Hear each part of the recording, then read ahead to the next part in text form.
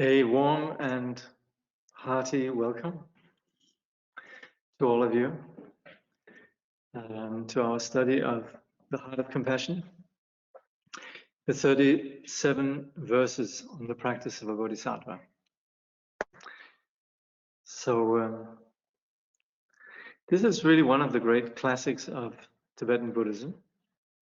You might think that I say that a lot, but there are some of these texts that we're looking at which really have been immensely important. I remember some years ago I went to Bhutan and had a small job there as actually embarrassingly enough, pretending to teach translation. But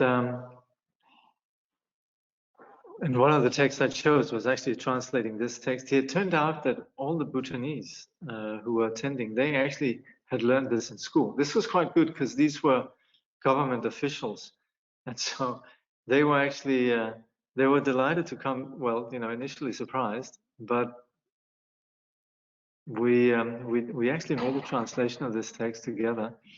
But they had this is one of the texts that at least back in the day that everyone would learn by heart in Bhutan as part of the school curriculum.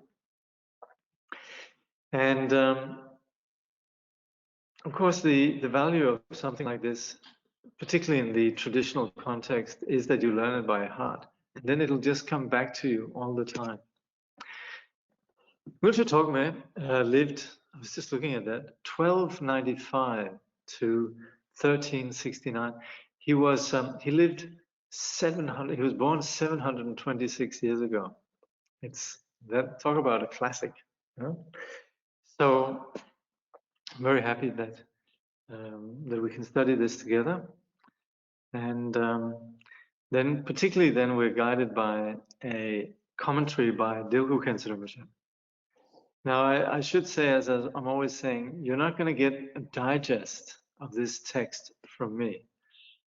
I've gone over this text, and there's some things that I think are important, and just some themes that I think might need expounding upon in relation to the text. But this in no way substitutes the study of the text itself. And you would really be depriving yourself of the text by not studying. You're in good company. You're with Ngulchu Togmé and also with Dilgo Khyentse Rinpoche. And, studying the Dharma is like eating good food. It just does you well. So please read the text. So just very briefly on Ngulchu Togmé himself.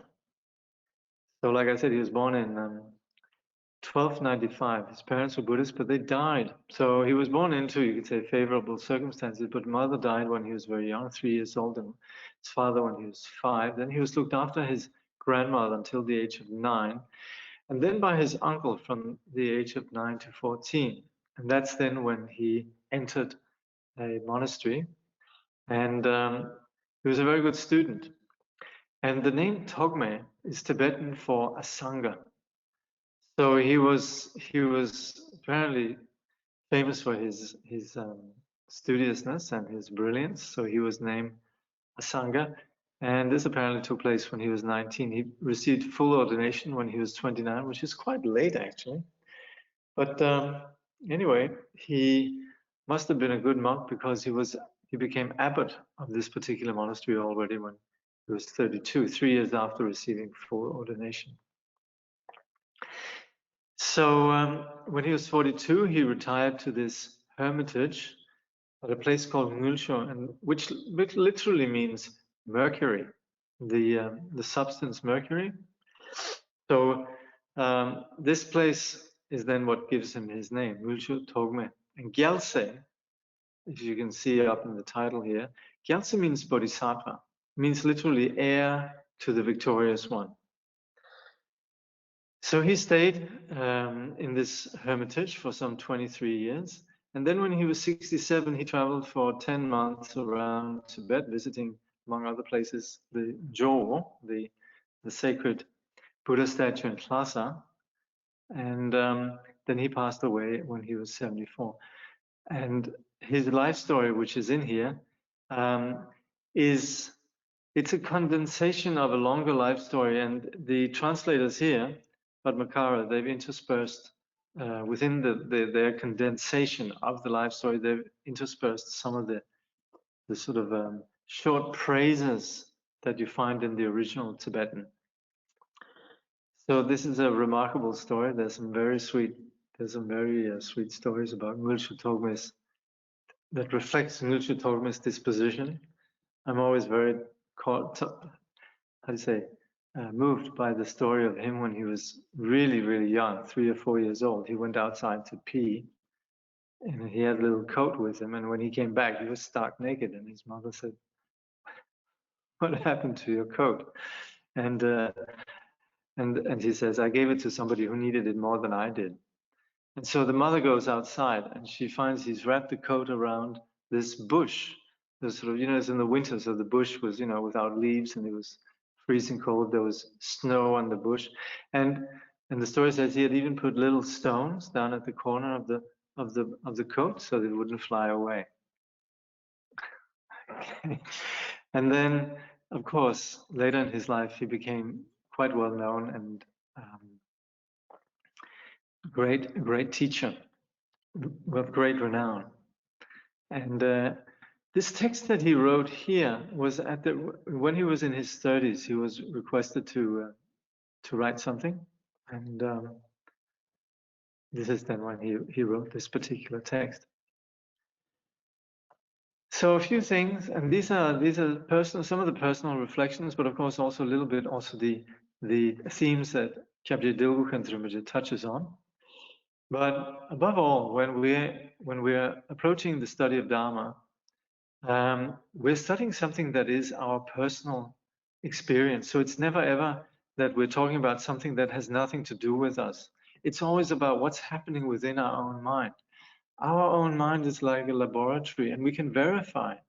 We can verify what are the causes of suffering, what are the causes of our happiness.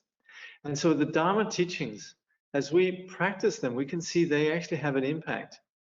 So we very often hear how the domain of the mind, the domain of, you could say, the religious and so on, is not science. But it's not true, actually, because when we can validate something, when we can falsify and verify something, then it qualifies as science.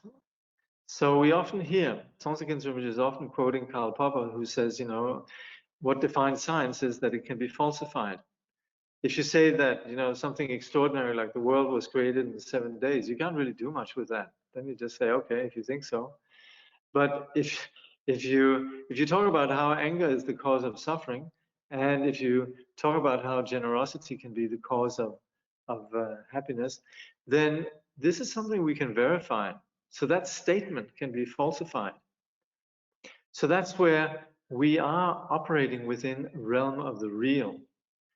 Now, what we have in the context of Dharma is something that extends beyond what we possibly could immediately validate or falsify, which is enlightenment. The Dharma, as such, in its nth degree, its highest potential, is to show a path to our natural inner disposition, our natural potential. And this is what we mean with enlightenment. But like Dilgo Khyentse Rinpoche once said, forget about enlightenment, but you could just see how moments of anger can destroy your happiness, and how patience can actually ensure happiness. That already shows how we have the potential towards, and you could say the leaning towards something which is without this toxicity of our normal neurotic patterns. But just like in, say, physics, when we talk about, subatomic physics, then we are talking about things that we might not be able to observe immediately, but we trust the nature of the science. It is seen as something that can be validated, can be observed. And down through the ages, from the time of the Buddha, we have countless men and women who have verified the Buddha's findings, enlightenment. So we are talking about this highest potential. And this is, of course, something that we're not brought up within our culture, but it is essential really to the understanding what we're doing in Buddhism. So it's a vastly different scope. It's vastly different from even the most brilliant, interesting people in our culture, what they could even imagine. But at the same time, it's also something that somehow is always present within our intelligence, within our goodness, when there's moments of kindness and so forth. It comes from this innate potential. Now, this teaching that we're going to look at, it belongs to the tradition of the Mahayana. And the Mahayana is a tradition that anybody who comes across would say these are great ideas. It's the vision and the practice of compassion. It's the vision of nature reality, and we could say that the Mahayana practitioners, they embody these qualities, the bodhisattvas, and that's where when we come across great teachers, there's two qualities that we really appreciate in great teachers. One is that they're not fools, they're not deceived, they're smart. Might be a lot of smart people in our world, but wisdom, which goes beyond just collecting data and being something on a very deep level of not being deceived, is something that has a deep appeal to us and feels very real. And with that also comes a warmth. With that caring and that lack of self-centering, there's a natural quality of compassion that is there. And these two qualities, wisdom and compassion, they are again and again really the themes of Mahayana Buddhism. Seeing reality for what it is, and what emerges out of that are these qualities of wisdom and compassion. Freeing ourselves from normal self-centered neurosis is freeing up a natural quality of intelligence, a natural quality of warmth, altruism, empathy. So there's a lot of Buddhist teaching, but what we have here is what we call pith-instructions. We talk about the Buddha's teachings in terms of the Buddha Vachana, all the sutras, the Vinaya, the Abhidhamma, the Tripitaka, and then we have all the commentaries, shastras. But pith-instructions is when somebody gives us some essential instruction that really sort of just does it. It's what enables us to actually apply something. So in this case, if you read the life story of Ngulchu Togmé, you can see really what he was about. And we could choose to trust him. If we're interested in wisdom and compassion, then this is somebody who embodies that. And Dilgo Khyentse Rinpoche, also someone that I think most people feel comfortable with. So we're in the company of two very trustworthy physicians that are giving us some instructions on just exactly what to do. We don't really have to second guess it a lot. Of course, in general, we should be discerning in understanding the Buddhist teaching. And there's also going to be things that when we come across the Buddhist teaching that we don't immediately understand. But that's where if we trust the physician, then we'll just say we'll give the physician the benefit of doubt. If she tells us to do something that we might not immediately understand, then we just trust. So once we have this relationship of trust, then actually the teaching really goes straight in.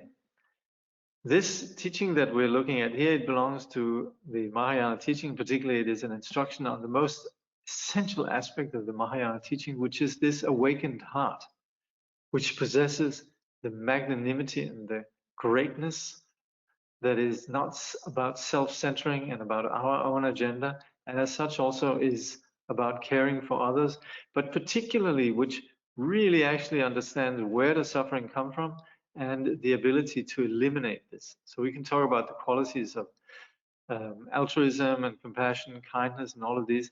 But when we talk about bodhicitta, it's more than just that. It's really that which understands the nature of reality and has the capacity to extract sentient beings from suffering, to serve others. So you could say bodhicitta is like the heart of the bodhisattva. It's the heart of the Mahayana. And in our discussion here, we think of all sentient beings as beings that we're connected with. We might think that we're just products of the brain, which is possibly a comforting thought, because then we don't need to worry about anything beyond just what's the few years we have left. But at the same time, this is not very likely. Consciousness is not really made out of something physical. And so what we effectively have is an embodied situation of us with our body and our perception of a world, which comes from consciousness. But this body that we have exhausts, and we have lifetime after lifetime after lifetime. If you look at the sky and you think, where does the sky end? That's a bit like asking, when did it all begin? So we're talking about many, many kilometers into space, and we're talking about many, many eons and countless lifetimes in which we've had countless embodiments. We're connected to all beings who, throughout these very many lifetimes we've had, have been our parents, have been our lovers, have been our enemies, have been our friends, have been related to us in one way or another. So we are connected to all beings, and we particularly then focus on thinking how all beings at one point actually have been our parents and have looked after us selflessly. So others, they matter to us. That's an important premise of this teaching. So when we begin something like this, we invoke the Buddhas, the bodhisattvas, the lineage masters. We have this sense of something sacred. When we're in the company of the Buddhas and bodhisattvas, the lineage masters, we can think of them. Just thinking of them, they're present. If we look at that famous quote from the Samadhi Raj Sutra, where the Buddha says, whoever thinks of me, I'm right there in front of them. And similarly also Guru Padma Sambhava. He would say something, whoever has devotion, I'm sleeping by their door. So we are, the moment that we actually extract ourselves from our ordinary ruminations and endless chain of habitual thoughts and actually invoke the image of the Buddha, the bodhisattvas, lineage masters, we actually are invoking and creating a particular atmosphere.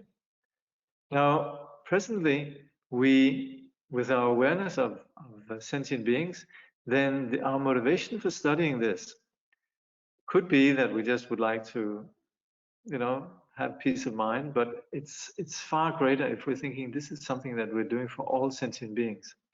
And this particular instruction, it's not just some nice bland statements, but it's instruction. It's something that we apply.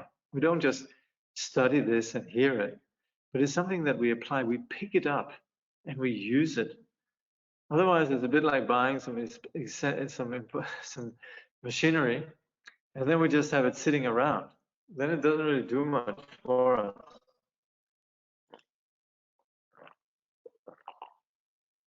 So this teaching here is it's one of these teachings that you can keep by your bedside and just open it, and I guaranteed any way that you open it, it'll have tremendous benefit.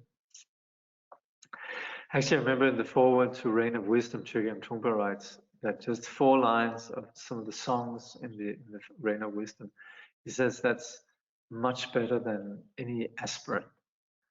And the truth of the matter is, you open one of these teachings, and they very often are particularly relevant just for what we're going through. So it's on the basis of this motivation that we bring to this study that then essentially sets the direction. So this initial wish is what enables us to effectively achieve that objective, means that we set our direction. This is what we mean with prayer.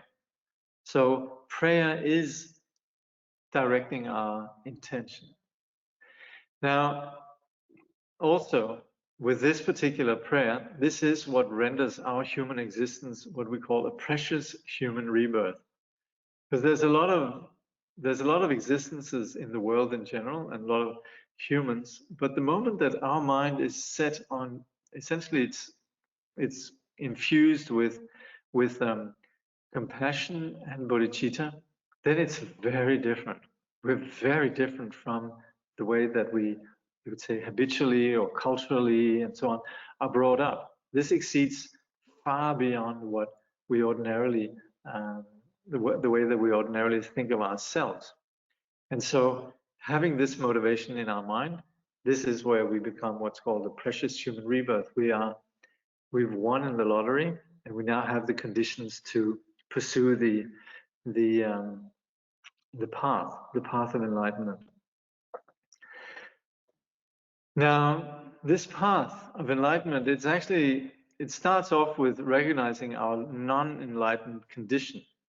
So just like when we have a curable illness, there's no embarrassment speaking about it or being clear on it. So in the Buddhist teaching, we start off talking about our dark side. We start off talking about the pebble in the shoe, the problem, because it's something that can be cured. So we start off with acknowledging that we have a basic cognitive dysfunction, which is this uptight belief and obsession around a self. Now, we might think it's quite normal, and of course it is normal in this world, and that's also why there's so much suffering in the world. And in fact, we can see all the suffering in the world comes from this cognitive dysfunction. We're a dysfunctional community. Of course, that is not said in an arrogant way, and that's the reason why we operate with compassion, but it is understanding that something's not right and we can do something about it. But it needs that we initially have this acknowledgement that there's a delusion taking place. And this is something that we can do something about. But we need to identify how we have less joy when we're pursuing selfish agenda, and we have more joy when we pursue the happiness of others. So we would say the root of all suffering in samsara, the very first link of the 12 links of dependent origination, is this condition of ignorance. And it's from there that we then begin to mistake the mind's natural luminous quality for just a self.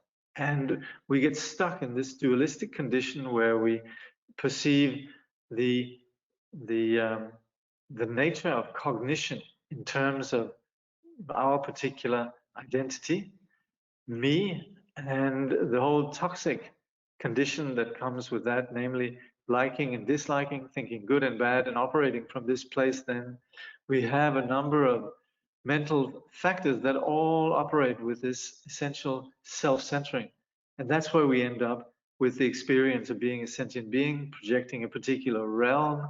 And unless this is actually brought to an end, this continues. So we would say the root of all our suffering is this fixation on a self. The absence of fixation of a self is the source of all joy.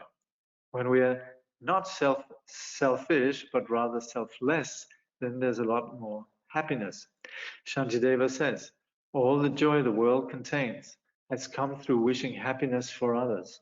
All the misery the world contains has come through wanting pleasure for oneself. And this is not just some glib statement that we might sort of think of as that sounds pretty cool, but we can verify it. We should look around us, particularly in the areas that we normally don't associate with the practice of the path. We should look in the newspapers. We should look in the news that we hear around of the unhappiness that people experience and so on. And that's where we can see so much suffering comes from self-centering. Happiness comes from wishing well for others. And we're also drawn to those that are selfless, very often repulsed by those that are selfish. So nobody's evil. It's nobody's done anything wrong. It's simply a basic confusion that brings us to fixate on this self. And it's on the basis of the self then that we develop all these strategies of attachment and aversion that essentially is bringing on our own suffering. The truth of the matter is there is no solid self. This, of course, is very different from the kind of science that we're brought up with, But this is where we could actually investigate. Again, this is verifiable, falsifiable, if you like, that we can see how much better off we are when there's no perpetuating a self-centered agenda, and how much, how our happiness and suffering is contingent on the degree to which we fixate on the self. But again, in the Buddhist teaching, we're doing something more than just making a moral judgment about our situation. We're doing something about it. So it's not just that we say, well, we're challenged in this way. It's a curable condition, and we have a remedy, and that is the path. But this condition won't be cured unless we actually practice the path. So this is perhaps annoying in case we would like to just subscribe to some beliefs. So we'd like to just say, I'm a Buddhist, or we'd like to just take a pill or whatever. Here, actually, something needs to be done. And it becomes very quickly quite obvious. If we do something, it works. If we don't do anything, well, nothing much will happen. Now, as far as this path goes, we would say there is the foundational vehicle, which we call the Hinayana, which is about individual liberation. And then there is the vehicle of complete awakening, the Mahayana, the great vehicle.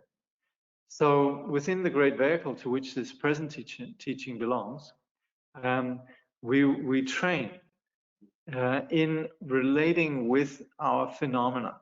And in the Buddhist teaching, relating with our phenomena is what we call skillful means. It's taking our present condition and making it into a vehicle. We could have an appreciation, perhaps a philosophical appreciation, perhaps an actual experience of a condition that is not tainted by confusion.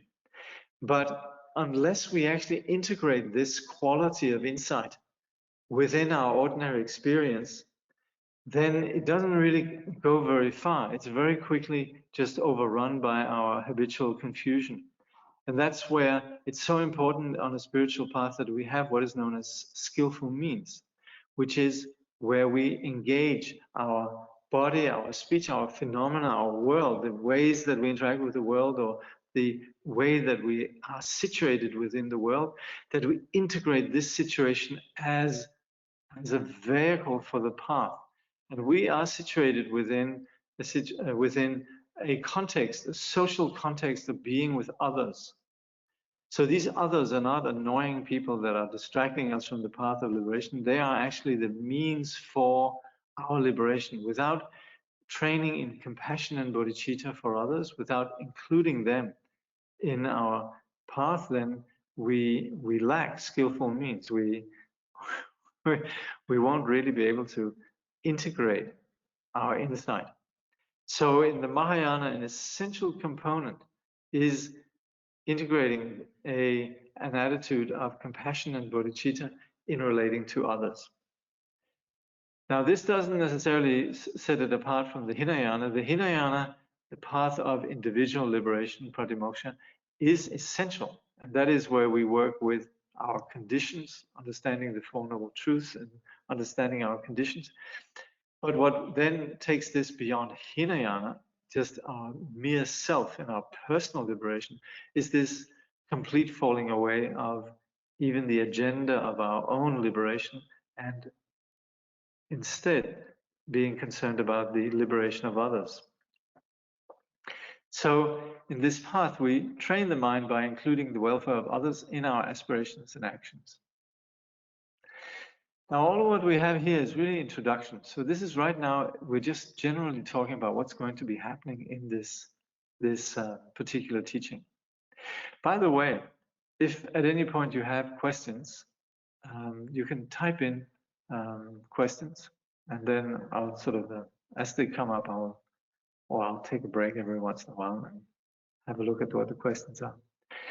So when we're including others, then we actually go beyond attachment and aversion.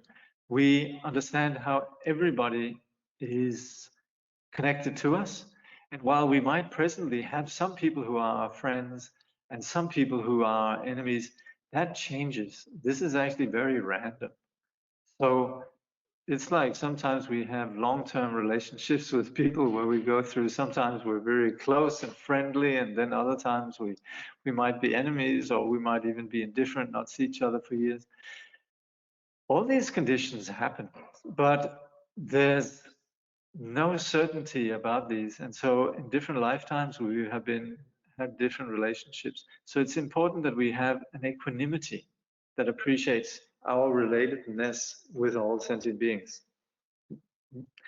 So this text that we're going to be studying here, this is something that is to be used, and Khyentse Rinpoche makes a point of how actually we could check our experience against this.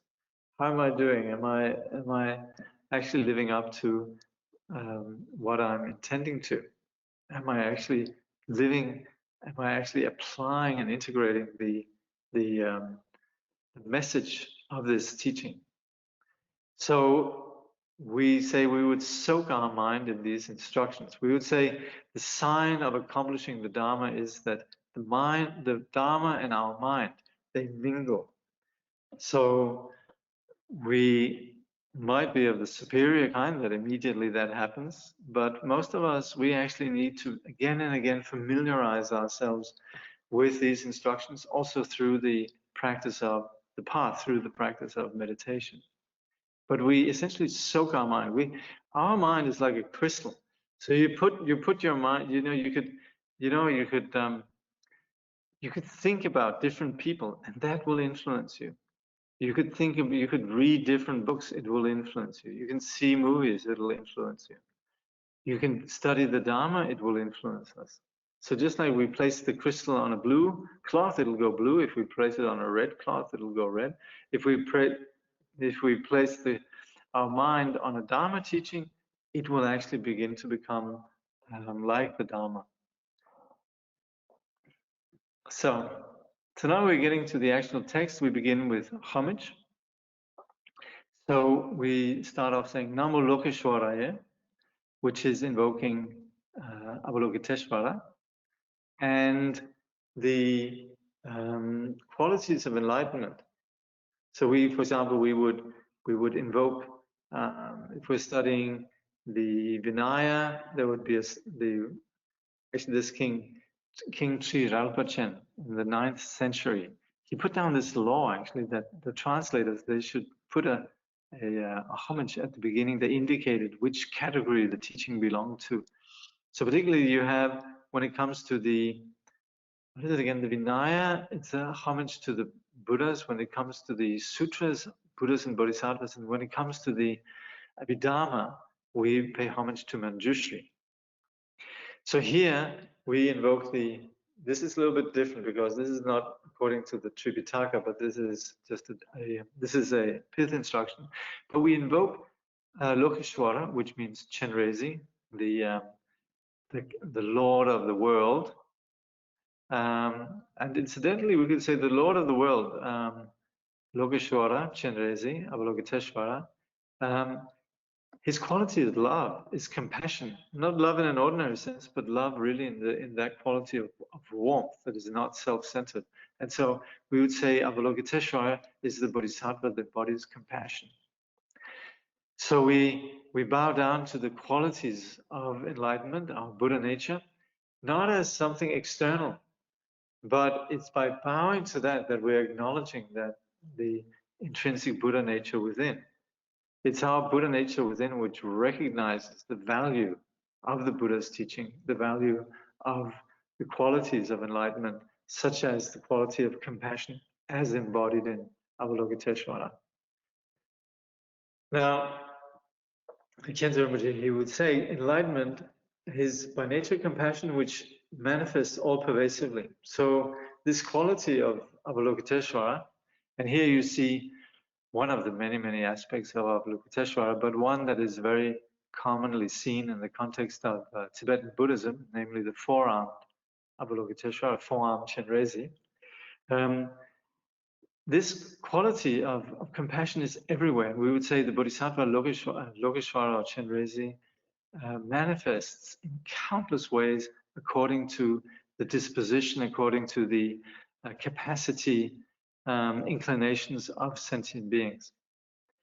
And us then on the path, we who presently have a connection to an enlightened teacher, we should see this teacher's nature really as being that of Avalokiteshvara. So we could look to the teacher as an embodiment of compassion, the embodiment of Avalokiteshvara.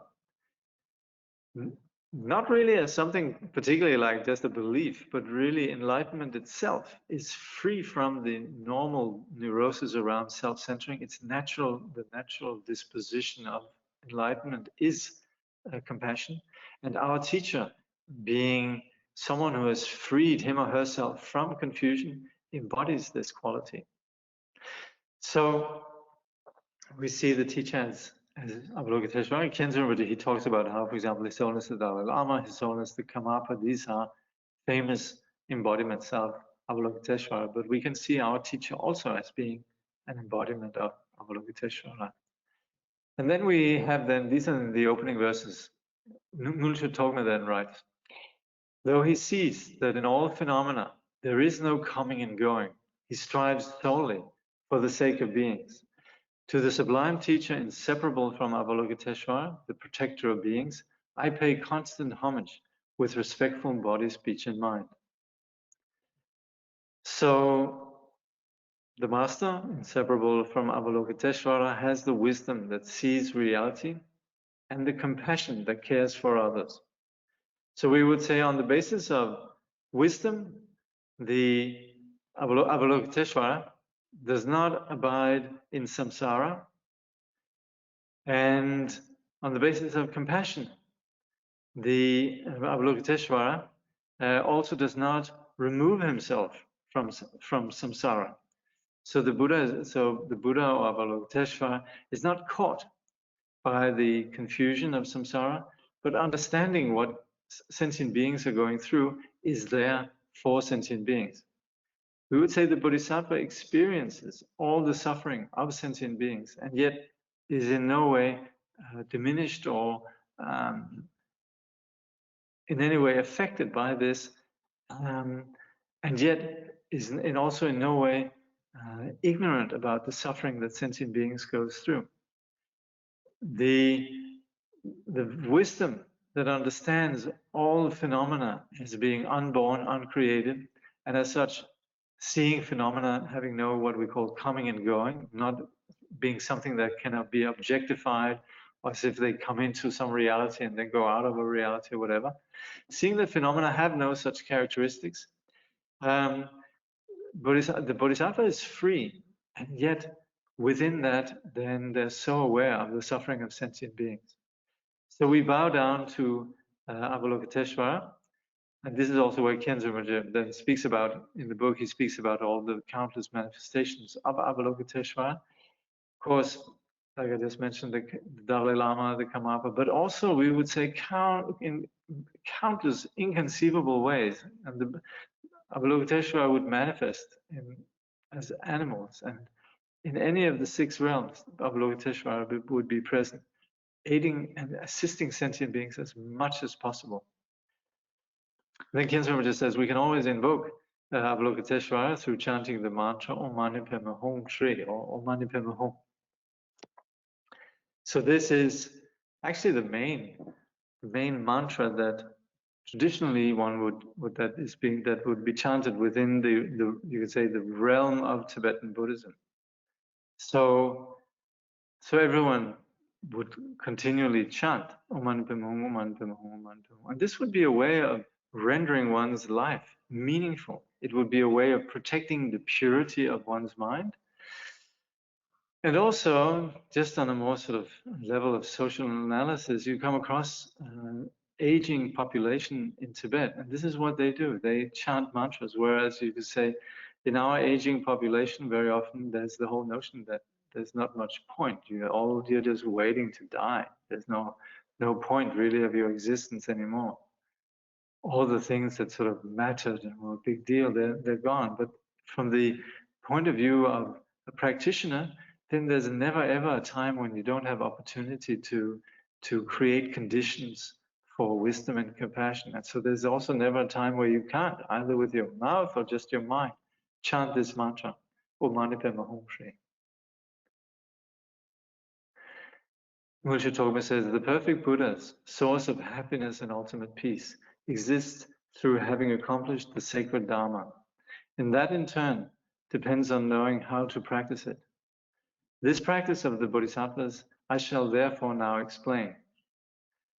So first Ngulchu Togmé bows down to the qualities of the enlightened one, of Avalokiteshvara, and now is committed to composing this work, and states what is the purpose of the Dharma, and that is that it's the source of happiness temporarily and ultimately peace, liberation.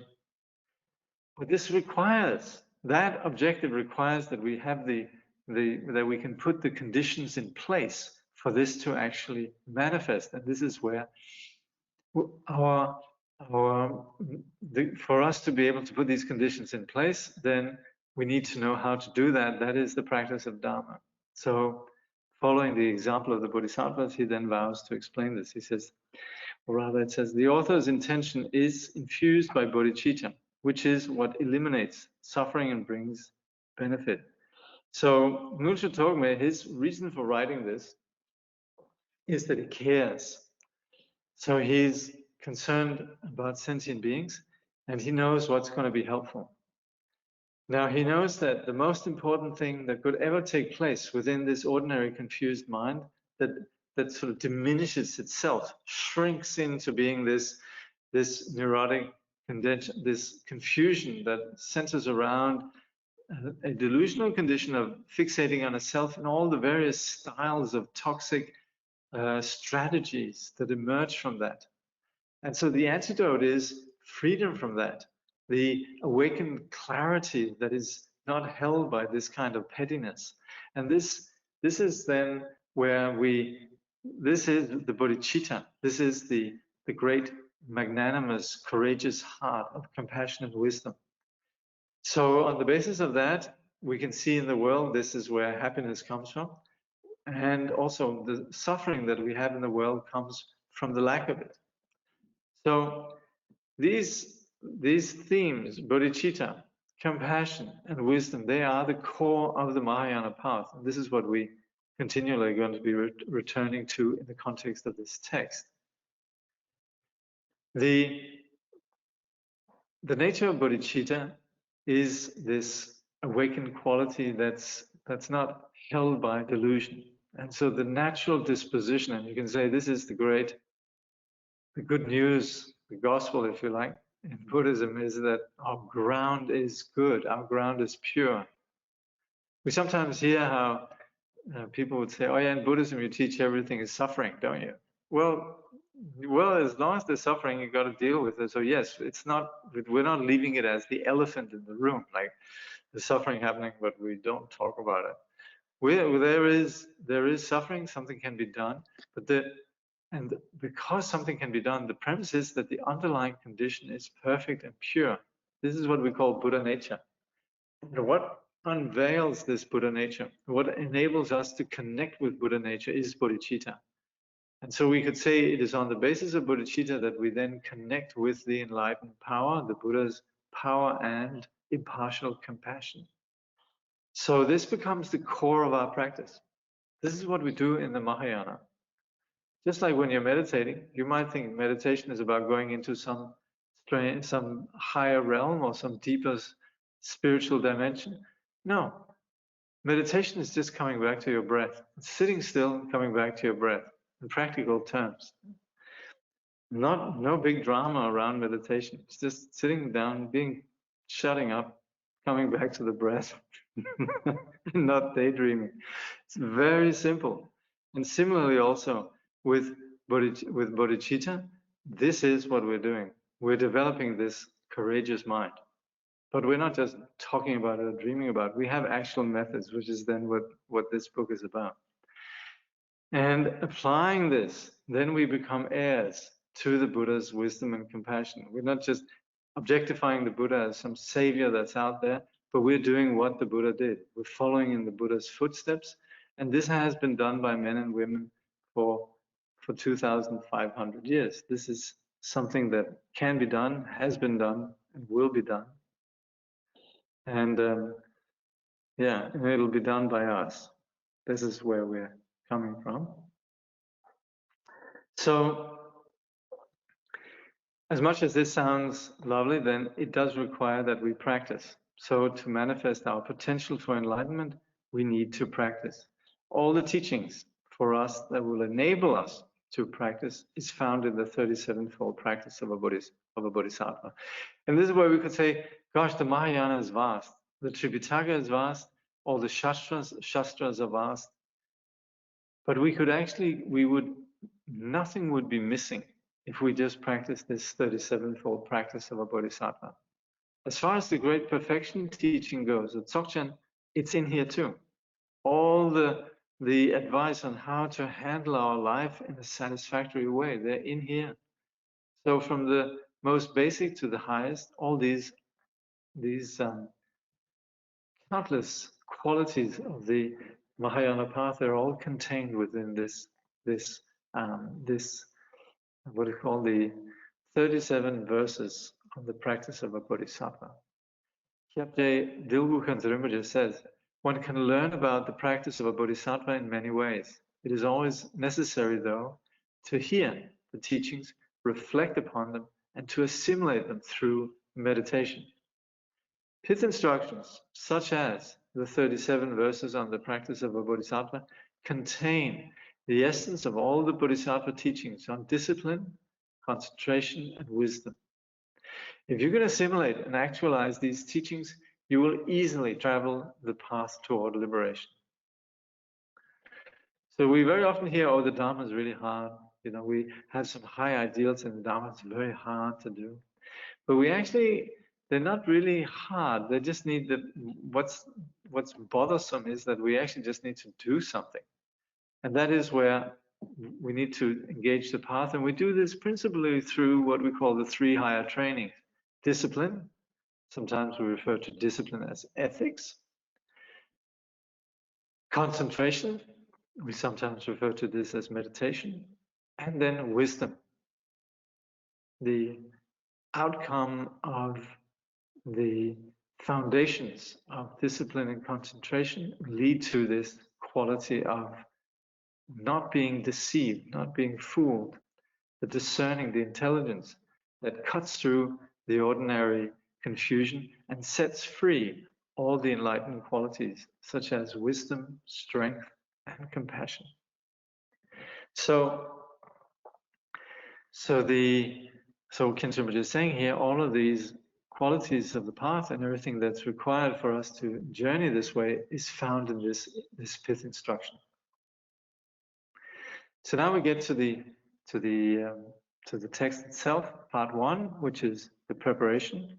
So this is about the need to give meaning to this human existence of yours, so rare and difficult to obtain.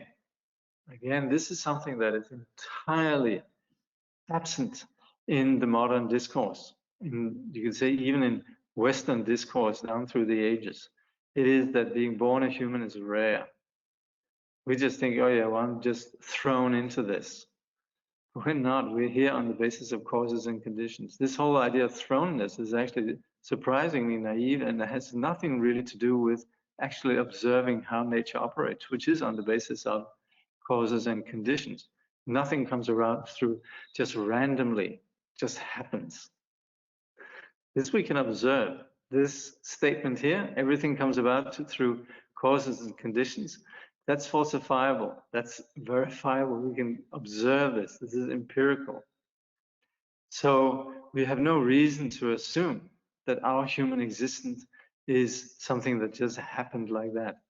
And given what this human existence this affords, what it's an opportunity for, it's very precious. And if we look around us, we can also verify that not many have these conditions. So we can say having the human existence where we have the intelligence and other qualities that are essential to the practice of the path is very rare and difficult to obtain. So in the spirit of the pragmatism of the Buddhist teaching, we reflect on how exactly this opportunity is unique. Ngulchu Togmé writes, this is then verse 1, this is the first of the 37. It says, now that I have this great ship, a precious human life, so hard to obtain, I must carry myself and others across the ocean of samsara. To that end, to listen, reflect, and meditate day and night without distraction is the practice of a bodhisattva. So this is the first reflection really on our extraordinary opportunity. So the practice here is to reflect on the value of our human existence so that we can gain a perspective on this inconceivably great fortune. Now, if we win in the lottery, then there'll be a sense that, wow, something extraordinary happened and I shouldn't waste it, right? So we have actually from you could say from the point of view of the numerical reflection on how rare it is to be born as a human and how rare it is to have the opportunity we have here, this is far more rare than actually winning one of these, multi-million dollar lottery, tickets, or what's it called, draw, So we appreciate that we are free from some rebirths in which we don't have a lot of leisure. We're not born in a hell realm. We're not born as a tortured spirit or preta. We're not born as an animal. We're not born among barbarians. We're not born as long-lived gods. We're not born where we hold erroneous views. We're not born in a dark eon in which no Buddha has appeared, and we're not born with impaired sense faculties. So these various realms that we talk about here, these are the realms that we project. They don't actually exist, but we project them. We talk about hell realms, an environment of intense pain, and a place where we're continually experiencing this paranoid relationship with the world around us. We can experience this even in the human realm. Sometimes humans are caught in their own, you could say, negativity, their own hell. Even though they might be grounded in the human realm, which is quite benevolent, they can still undergo the psychological experience of the hell realm. Without the human body, though, then we could experience a complete actual nightmarish scenario of pain, ongoing pain. And unfortunately, it perpetuates itself. The more we are involved with the anger, the more generally it perpetuates itself. So hell realms go on for a very long time.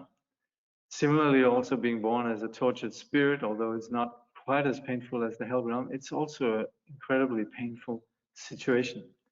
Animals and barbarians, long-lived gods, and so on, all of these are realms that we create on the basis of our particular, what we call karmic disposition, or the particular way that we handle our mind, our psychology. All of this is created by the mind. The different realms of samsara, all created by the mind. This is a famous quote from Shantideva where he says, who created all the hell realms? It's this mind. It's this neurotic mind that created that.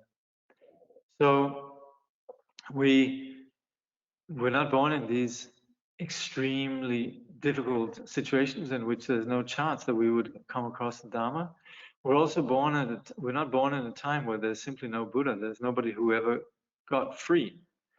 And this is actually difficult for us in the modern world with a very flawed science that attributes primacy and believes in material, and with no real understanding of consciousness.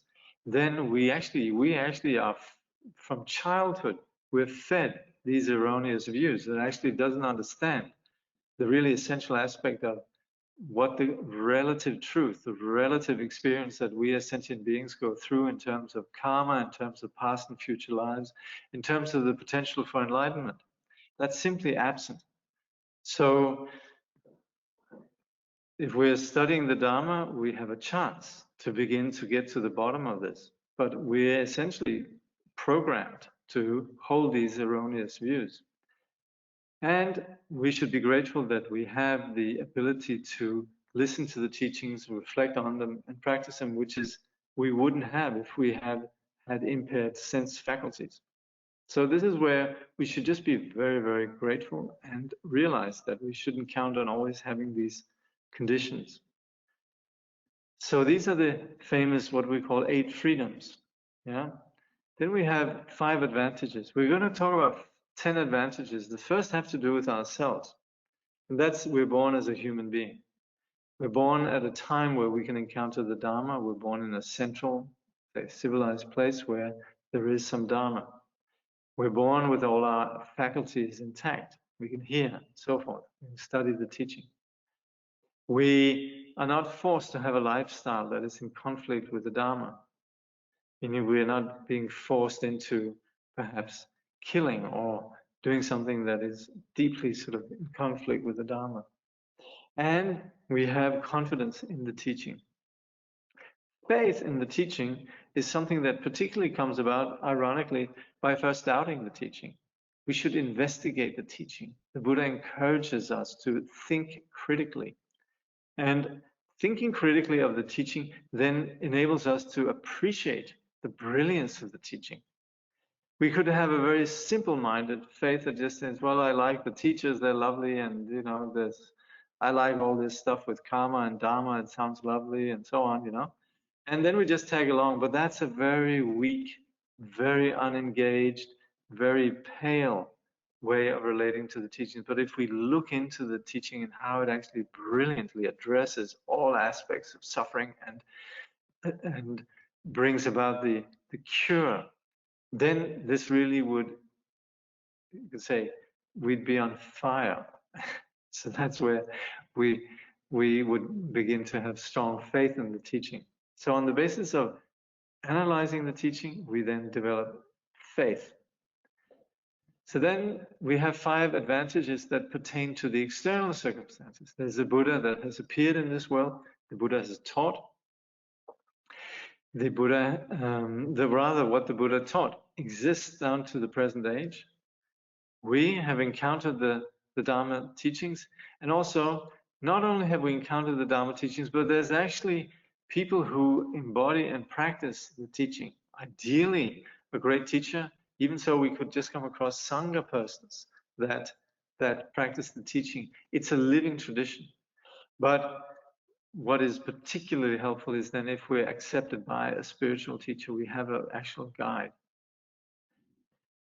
Now, in the teaching, and this is from Dilgo Khyentse Rinpoche's commentary, we generally say this comes from Longchenpa, what we call about the 8 intrusive circumstances and the 8 incompatible propensities. I'm not going to go through all of these, but it is, we could have all these 18 conditions, namely the 8, the 5 that pertain to ourselves, the 5 that pertain to external circumstances. So what we basically call the 18 freedoms and advantages. We could have all of these, but we could still be somehow have some additional circumstances that really prevent us from practicing. And the first of these 8 have to do with circumstances. The second 8, they're more about our propensities, our nature. So we should just be, we should essentially make sure that we're not caught up by these. So.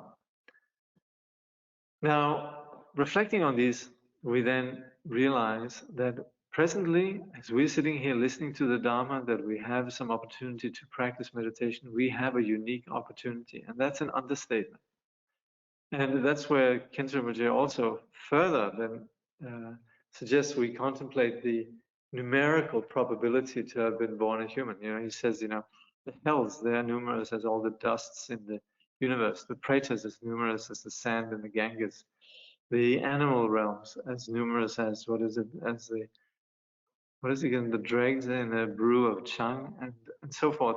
But where the being born as a human and so forth, that's as numerous as the motes of dust on the nail. So I mean, just very, very rare. The higher realms, he says, like daytime stars. So extremely rare. So this is where we use this contemplation of the numeric probability to have been born a human to appreciate our present condition. Let's see if there's a question here.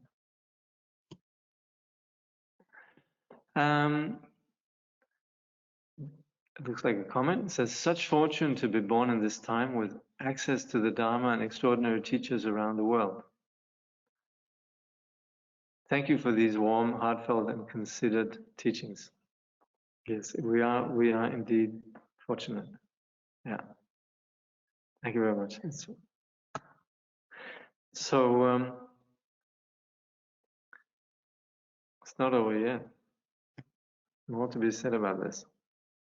Yeah, okay. Now, these are reflections that have a lot to do with meditation practice. You know, we very often talk about the view, you could say the theory that enables us to trust the teaching, understand the teaching, and so on. These reflections, they are not so much about the theory of Buddhism. These are more contemplations that we apply as practitioners. So it's when we sit down and we're practicing that we realize, wow, I have an extraordinary opportunity. And the next reflection is, this won't last. That's a fact. And it is not, how to say, again, something that's not being said to put us in a bad mood or being morbid, but it's just the fact that right now, time is limited. So death is certain. The time of death is uncertain. Remember, these are actually really important. Death is certain. The time is uncertain. So we have this, you know, we would reflect saying there are people who go to bed at night and they never wake up again. We have plenty of people who weren't particularly old when they died. There are plenty of children who die at childbirth. So the time of death is uncertain, and there's not anyone who doesn't die. Now, our consciousness is not ultimately contingent on this body. So we go on to re-embody itself. We go on to re-embody ourselves. And right now we might be thinking, oh yeah, well, there's this world here, but actually the world as we experience, as we know from just interacting with others, we all see it in different ways, and we actually inhabit different existences. We have some shared perceptions, but we talk about how the realms of samsara are countless and how a lot of them are painful. So that's where we're not talking about some evil creator that put us there, but we are just simply talking about it's the content of our consciousness that projects a reality, a realm around us. So we end up on the basis of this, of the what we call the five skandhas, on the sense, the way that our delusion plays out, we end up with a new embodiment, a new body in a particular world, in a particular realm. So in that way, it's not over when our body gives out. Now, as far as the future goes, then it's in our hands. We're not victims of some external operation, and we're also not. It's not like it's just random. Again, this idea that things are just random, that's falsifiable. We can't see anything in this world that is random. Everything that we do has an impact. This goes for ourselves, goes for others, it goes on the whole realm of the phenomenal world. We can see cause and effect everywhere. And so for us to achieve our objective, to be free, depends on our application of the conditions that will set us free, namely the practice of the Dharma. So our purpose, what we're doing here, you could say, what is the purpose of our life? It is to practice. Our purpose to practice is to benefit others and ourselves, and to end suffering and effectuating enlightenment. So if we were to reflect, why am I here? What's the purpose? Well, we are presently thrown into this on the basis of particular causes and conditions that are essentially founded on delusion and confusion, but as we are essentially innocent and as our nature is innately good, we can remove these conditions. And this is, if you like, the purpose of our life. Not that it's given to us by some external agent, but it's just that this is our potential. This would make sense. Now we have the opportunity to leave this prison, and we could guide others out of this prison. So Khyentse Rinpoche, Kyabje, Dilgo Khyentse Rinpoche, that's what the KDKR means. Kyabje, Dilgo Khyentse Rinpoche. He says, every day, remind yourself that if you do not study and reflect upon the teachings, meditate and recite prayers and mantras, at the moment of death, you will be helpless. Death is certain. If you wait for the moment of death to begin your practice, it will be too late. Think about why you're engaging in practice. Wishing to obtain a long life free from illness and hoping to increase your wealth and influence are petty aims. Practice to free yourself and all others from the suffering that is samsara. In general, we operate with the sense that, oh, well, I could eke out a little bit of happiness and then I could also practice the Dharma. That might be nice. But the thing is, whatever we actually touch in samsara inevitably brings about suffering.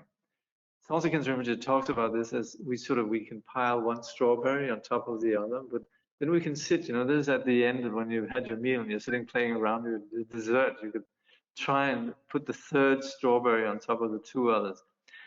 It just doesn't work. It's just endlessly trying to do something that actually can't be done. And Rinpoche says you cannot fix samsara. Samsara is founded on delusion. Now, Khyentse Rinpoche talks about three kinds of suffering, and he relates them to the various realms. The hell realms, the pretas, animals, and so on, they undergo suffering upon suffering. In these realms, we actually don't really understand the relationship between our experience and our actions. This is one of the ways of defining the lower realms. You just don't understand how cause and conditions work together. So there's just suffering upon suffering. But of course, we also have it in our life when just things go wrong. Then we have suffering of change, that even if we know how to sort of create the conditions of happiness, it doesn't last. And this has to do with the human realm. Then we have the God realms, in which there might be happiness, there might be some bliss, but it's also just compounded. It will eventually exhaust. So it's still based on the foundational condition of just confusion. The dualistic sense of self in relation to phenomena, space, and our consciousness and so on is still operating with this delusional sense of I. See? Okay, then someone says, really love listening to these teachings. It's so uplifting and energizing. Thank you. Okay. Yeah, well, the thing is actually that in bringing out these truths, as tough as they might be, they come very much with the notion that something can be done about this. So just like we can, if we're studying medicine, we'll study various illnesses, and we'll probably feel good about studying illnesses that we can actually cure. So we've thought about precious human rebirth, the impermanence, the suffering, and then there's moreover, with regards to understanding the suffering of the world, we need, again, like Khyentse Rinpoche says, we can't fix samsara. We need to just be clear. We need to get things straight. We need to recognize that samsara is pointless. It actually is entirely futile.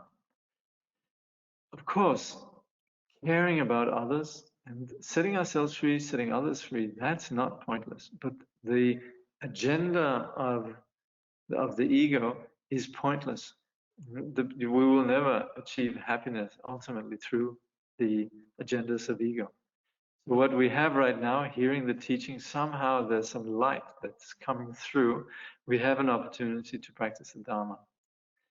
When we practice the Dharma, then we have this courage, this inspiration, where even difficulties is something that we handle with a positive attitude. Possibly as we become good at it, we can increasingly handle increasingly difficult circumstances with ease. But the bottom line is everything actually being conditioned is something that we can work with. So this is where this insight into the conditioned nature of everything enables us to always be able to handle whatever circumstances come up, however difficult they might be.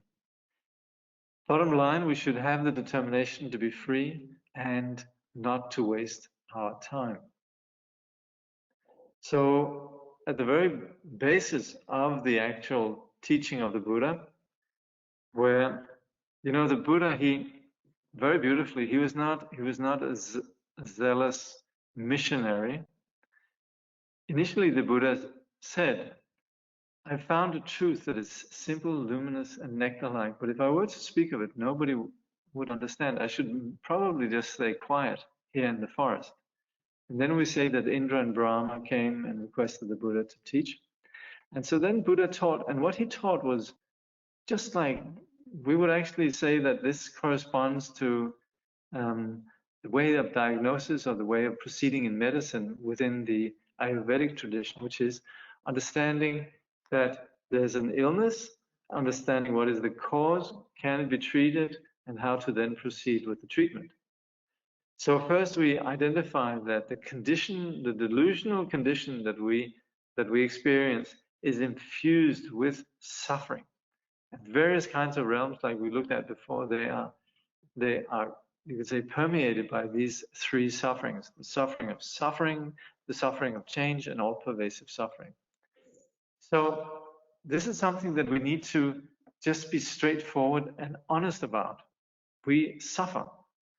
This may be not in the modern context, you know, you're supposed to be a successful person, and, you know, you don't, you know, usually when people meet, they'll say, how are you? And you usually say, yeah, I'm good, you know, which is fair enough, because, you know, as long as we're reasonably okay, you know, you don't want to burden others. But the truth of the matter is, as long as we still are subject to this ego, we're not that happy. So this is not about us being, you know, obsessive about how we haven't gotten what we want. It's just understanding, humbly recognizing our confused condition. We don't need to make a big fuss about it, but it needs to really inform our perspective on our existence, and that this is the pebble in the shoe. This is something that needs to be recognized. And that's where also we're not thinking this is something that is imposed on us from external object. It's not like in this random universe you're just bound to suffer. There's nothing you can do about it. There's a cause, so we need to give up the cause. This condition is curable, so we follow a path.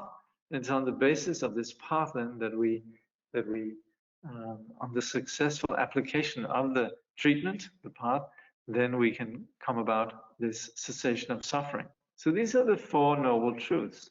They're basic to Buddhism everywhere. And also, they can be verified. We can see, is this true or not? It's empirical, if you like. Now, what is going to set us free is to break through this pattern of delusion. And that requires the sharpness of prajna, what we call wisdom. So wisdom is something that we incorporate in our confusion on the basis of hearing the Buddha's teaching. What can we like? We have an illness. Then what's going to treat this is to actually apply the medicine. So we first hear about the value of the medicine. We should think about it critically. You know, we should be clear on the doctor, the physician that's prescribing this. We should have faith in the particular system of medicine, but then we apply it.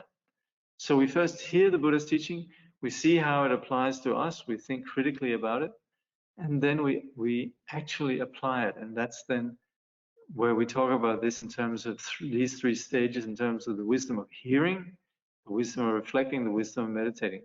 Hearing is exposure to the Dharma. Reflection enables us to appreciate how the Dharma applies. And, well, not mediation, but meditation. Mind you, mediation can be very good at times too. Not to be, how do you say, poo-pooed in any way. Let's see here. So, yeah. So meditation then allows experience. You could say hearing and reflecting is intellectual. Meditation is then integrating it. And that's actually where we would say meditation goes together with also post-meditation. It's basically familiarizing ourselves with this insight, both in our practice of sitting and meditating, setting some boundaries in which we sit and meditate, and then also our ordinary life. But this is what we mean with meditation. So meditation is very helpful. Without meditation, then we could very well be stuck with just Buddhism as a high ideal that sits there and sometimes tortures us by sort of, dangling peace, compassion, bliss, all of these things.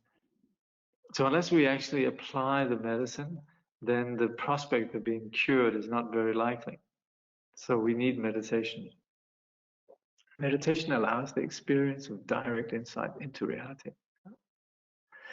So through these three wisdoms, we unveil and cultivate our natural disposition for enlightenment. So we unveil, this is an important term, we're uncovering what was always there, which is what our true nature is. Now this particular text, this will enable us then to access this wisdom on the basis of these three wisdoms. We're going to hear the text. We're going to see how this, first of all, we see, is this true? But then also we see, how is it true for me? How does this actually apply to myself?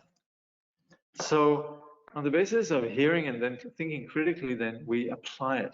And that's then the third wisdom. So this is what brings about this unveiling the underlying condition of Buddha nature. Like we very often say, the Tibetans particularly, they will always say, there's nothing that is not possible with practice. So this can be done. It's possible. So we come to the end of the teaching or the study here. So are there any last minute questions? If there are, please go ahead.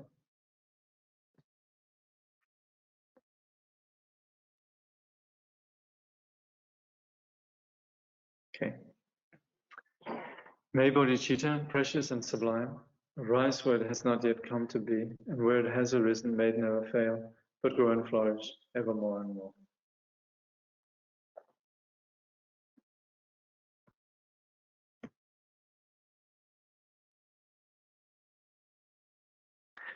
Right. Thank you all for joining this study. And so next time, I think in the email I sort of outlined what the readings are, but anyway. So we read the remainder of part 1, the preparation, and these are then the verses of the 37. These are then the verses 2 to 7. And then we also begin then part 2, the main practice, which is the path for beings of lesser and medium capacity. These are the verses 8 and 9. So please read these for the next time. For your own sake, please don't miss out. Read. If you haven't read the beginning of the book, what I've gone over right now, please don't assume that I've in any way represented it in a complete way, but rather make your own acquaintance with the text. You don't want to miss it. So, thank you. Okay, see you next time.